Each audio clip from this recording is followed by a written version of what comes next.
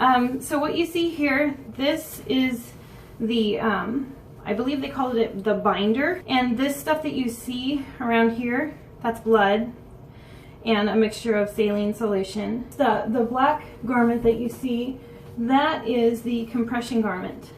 All right. Now what I'm supposed to be doing right now, at this point, is I'm supposed to put maxi pads on the incision areas. And right now at this point at 6 p.m., it does kind of, it hurts a little, but it's not, I would equate the pain to not even a period. So they said this is normal, right? I'm supposed to be leaking like this for at least the next few days. And right now I'm supposed to take this binder off and put maxi pads underneath the areas, my incision areas. They need to be dry, and right now they're soaking. I can feel them soaking my body.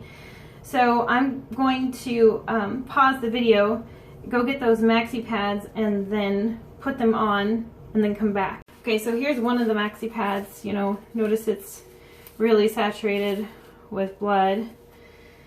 And here's another one saturated with blood.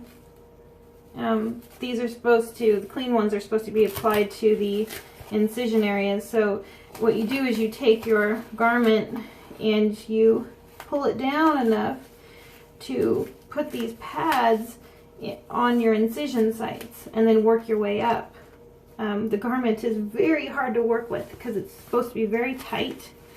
So I'm not going to show you me putting on all of these pads. They should be super absorbent pads, but they're kind of like these like thin panty liners that my husband purchased. So anyway, I'm going to do that later.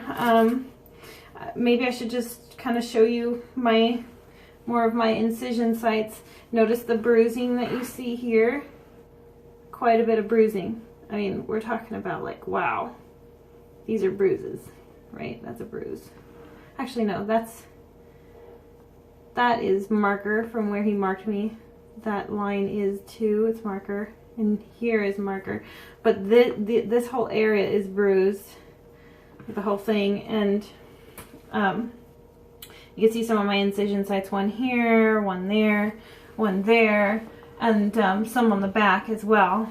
So yeah, I'm going to put these on to me and I will get back to you in a second. So I'm going to pause the video. Alright, so a couple of things to also note is that the binder, that's this white thing here, and the garment, compression garment, are both machine washable. They do suggest to either hang dry or dry on a very low setting and not with other clothes.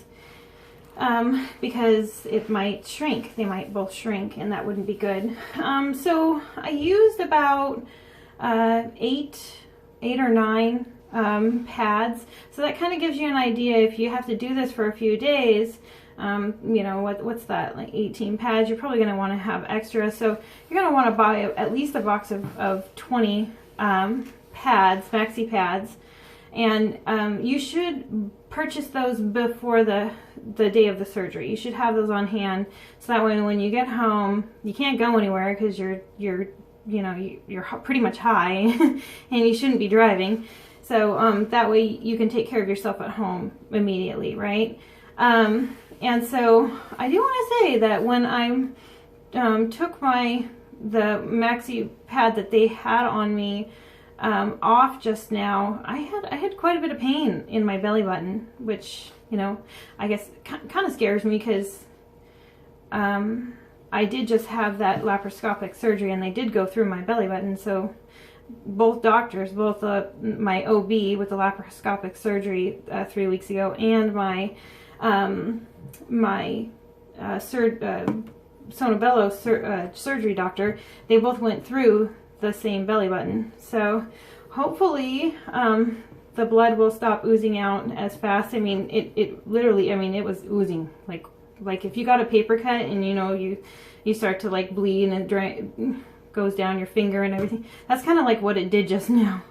All the other incision sites were okay. They had, like, I would say maybe actually more like a 2 inch around bruise at each incision site, and they kind of were, I mean, I felt pain there. I felt it's like a paper cut in those incision sites, and more like a kind of like a bee sting feel in my belly button.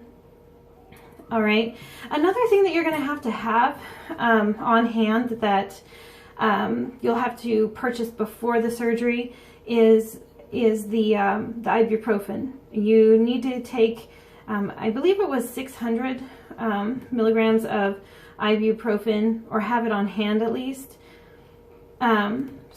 because what if you don't like the effects of the Percocet? You can at least take your ibuprofen and knock some pain down that way, or you can take it with the Percocet as well. Alright, so I also wanted to go over some other things here. With the Platinum Recovery Kit, you get something called Arnica Montana. I discussed that in one of my last videos.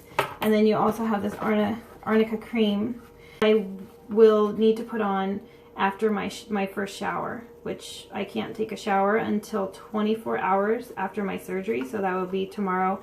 I'm probably going to take it to my shower tomorrow at noon, and my surgery again started at 8:30 today. Another thing you're going to need to know is you have to have a driver drive you home. Obviously you will be heavily medicated, so it's not going to be, they're not, at Sono Bello, they are not going to let you go home unless they meet your driver and they know that your driver is driving you home. They will, the nurse after the surgery will actually wheel you out in a wheelchair to the car and put you in the passenger seat and meet your driver, and that's just an assurance for them that you're not going to go behind the wheel and start driving home. So you have to know that. If they can't get a hold of your driver, they actually won't let you leave Sono Bello. So also your driver who takes you home will need to put at least one towel down on the passenger seat. My husband has leather seats in his car, so he had to put 2 towels down because you are going to leak heavily. When I mean heavily, I'm saying, like, I would say this glass, if you take my large glass of water here, I would say you'll probably leak at least 6 ounces of fluid into the towel on your drive home. Our drive home was about 30 minutes. And then you're going to leak a lot as the day goes on. Also, when you are in surgery, I wanted to let you know they do have the room warmed for you, and they also they have you lying on a nice warm blanket and listening to classical music while they're doing their thing and having you on a nice warm blanket. Honestly, it actually doesn't feel that bad. It's really not as bad as I thought it was going to be. So in case some of you might think it'll hurt and you might cry or something, I don't think it's going to happen.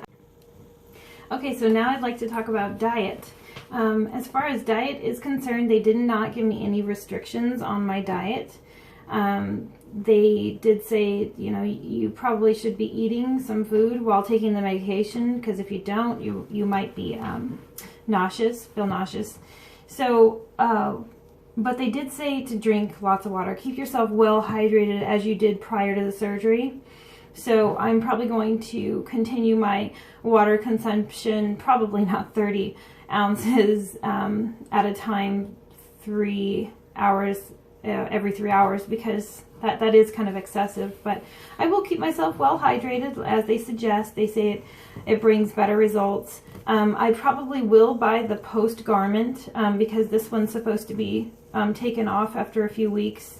2 weeks you're not supposed to wear it because you'll get seams in your body and they'll be permanent, and I don't want that.